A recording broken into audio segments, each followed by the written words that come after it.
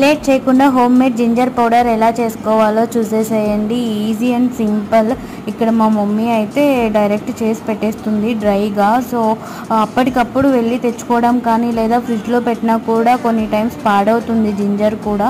So అందుకే ఇలా చేసి పెట్టుకుంటే మనకి టైంకి అవైలబుల్గా ఉంటుంది. అండ్ మా ఇంట్లో అయితే జింజర్ టీ ఎక్కువగా మేము తీసుకుంటాము.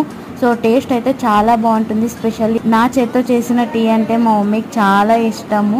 సో అందుకే ఇలా ఇప్పుడైతే పౌడర్ అయితే చేసి పెడుతుంది. సో మీకు కూడా హెల్ప్ అవుతుంది అని అనేసి వీడియో అయితే తీస్తున్నాను అంతే. మేబీ అందరూ చేసుకుంటారేమో. సో ఎవరైనా తెలియని వాళ్ళు ఉంటే చేసి పెట్టుకుంటారు అని అనేసి. అండ్ హెల్త్కి కూడా చాలా మంచిది జింజర్. సో వెయిట్ లాస్కి హెల్ప్ అవుతుంది. మనం నార్మల్గా వెయిట్ లాస్ అవ్వాలనుకునే వాళ్ళు జింజర్ జస్ట్ వాటర్లో బాయిల్ చేసేసి తీసుకుంటారు. సో ఈ పౌడర్ కూడా తీసుకొని మనం హాట్ వాటర్ తాగొచ్చు. చాలా హెల్ప్ అవుతుంది. ట్రై చేయండి.